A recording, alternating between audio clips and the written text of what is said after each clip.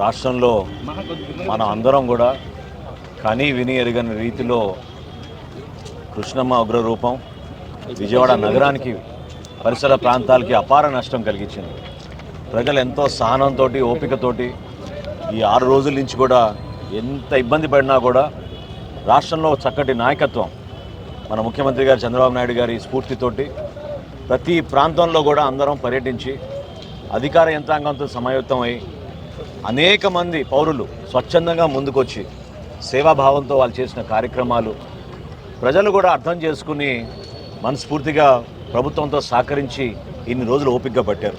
ఇప్పుడు సహాయ కార్యక్రమాల్లో భాగంగా గౌరవ ముఖ్యమంత్రి గారి ఆదేశాలతోటి మన ఉప ముఖ్యమంత్రి గారు పవన్ కళ్యాణ్ గారి సూచనలతోటి పౌర సరఫరాలు శాఖ నుంచి మార్కెటింగ్ శాఖ నుంచి ఈ రోజు నుంచి విజయవాడ నగరంలో ఉన్న ప్రతి ఒక్కరికి ఎవరైతే ముంపు ప్రాంతాల్లో బాధితులుగా ఉన్నారో ముందుగా వారికి 25 కిలోలు బియ్యం, 1 కిలో కందిపప్పు, 1 కిలో పంచదార, 1 లీటర్ పామ్ ఆయిల్, అదేవిధంగా ఉల్లిపాయలు, బంగాళదుంపలు, వీటితో పాటు ఈరోజు మున్సిపల్ శాఖ నుంచి అందించిన కొన్ని ఐటమ్స్ కూడా అందరికీ అందించడానికి ఒక ప్రయత్నం చేస్తున్నాం.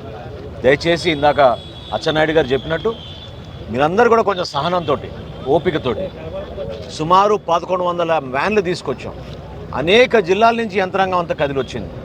ఊహించని విధంగా ఒక్క రోజులోనే సుమారు 70,000 మందికి అందించాలని ఒక ప్రయత్నం చేస్తున్నాం.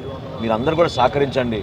ప్రతి ఇంటికి ప్రతి పౌరుడికి అందే విధంగా చర్యలు తీసుకోమని గౌరవ ముఖ్యమంత్రి గారు చంద్రబాబు నాయుడు గారు, ఉప ముఖ్యమంత్రి గారు పవన్ కళ్యాణ్ గారు పదే చెప్తా వచ్చారు.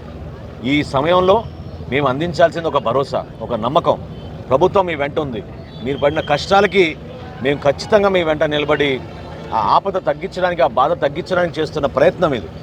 దయచేసి మీరు సహకరించి ఈ కార్యక్రమాన్ని విజయవంతం చేయమని, అదేవిధంగా పౌరులందరినీ కూడా ఈ 76 వార్డులో ఎక్కడైతే మేము ఈ రోజున ఈ పంపిణీ చేయబోతున్నామో స్వచ్ఛందంగా అనేక మంది పార్టీ ప్రతినిధులు, నాయకులు, సామాజిక కార్యకర్తలు ప్రతి ఒక్కరు కూడా వచ్చి ఒక బాధ్యతగా దయచేసి మీరు సహకరించండి.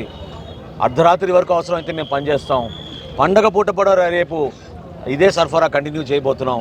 ప్రతి ఇంటికి చేరాలని ఒక తపనతో పనిచేస్తున్నాం. కాబట్టి మనస్ఫూర్తిగా మిమ్మల్ని అందరినీ మేము కోరేది సహకరించి ఓపికగా చేసుకుంటే కార్యక్రమాన్ని విజయవంతంగా మా ప్రజల్లోకి తీసుకెళ్ళగలుగుతాం. Thank you.